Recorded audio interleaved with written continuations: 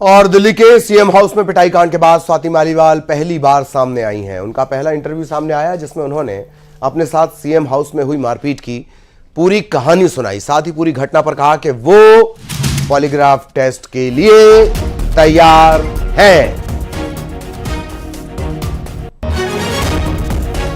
ही लोग मेरे परिवार मुझे बोला कि तेरी औकात क्या है, तेरी हिम्मत कैसे हुई हमें मना कर दे, तेरे को तो हम सबक सिखाएंगे, नीच औरत, पता नहीं क्या क्या बोल रहे थे वो। और उस समय मैं बहुत सकपका गई और मैंने उनको बोला भी कि भाई क्या हो गया, मतलब अरविंद जी आ रहे हैं, क्या हो क्या गया। तो इतना मैंने बोला और इतने में ही उन्होंने हाथ छोड़ दिया।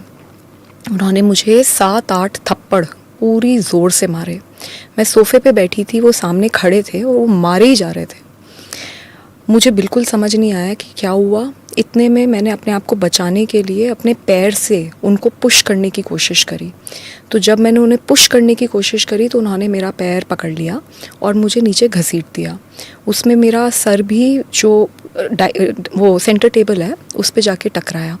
मैं नीचे गिरी और फिर उन्होंने मुझे लातों से मारना शुरू किया और मैं चीखती रही, चिल्लाती रही, मैं मदद मांगती रही और मैंने उन्हें इतनी बार बोला कि मेरे पीरियड्स चल रहे हैं, मुझे छोड़ दो, मुझे बहुत दर्द हो रहा है।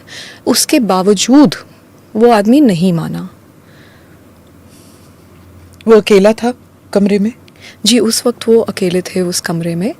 और जब इतना ज़्यादा मुझे वो पीट चुके थे, उसके बाद मैंने किसी तरीके से अपने आप को छुड़ाया और मैं वापस सोफ़े पे जाके बैठी और मैं बहुत एजिटेटेड थी। तो मैंने तुरंत 112 नंबर पे कॉल करी। मैंने पुलिस को क्राइम रिपोर्ट करा।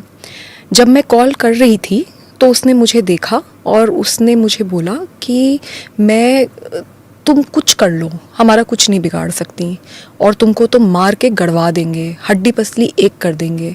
पर मैंने उसकी सुनी नहीं और मैंने कॉल कर दिया। जैसे ही उसने रियलाइज़ किया कि मैंने कॉल कर दिया है, वो तुरंत भागा भागा बाहर गया और सिक्योरिटी जो गेट पे खड़ी होती है उनको बुला के लेकर आया।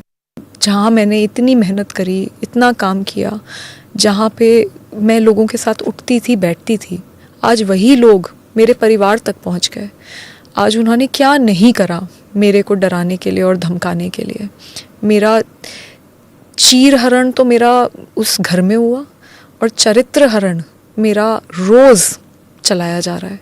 तो मुझे समझ नहीं आ रहा कि ये कैसे हो गया और क्यों हुआ और इतनी बुरी तरीके से आप किसी को मतलब ट्रीट करो, जहाँ मैंने इतनी इधर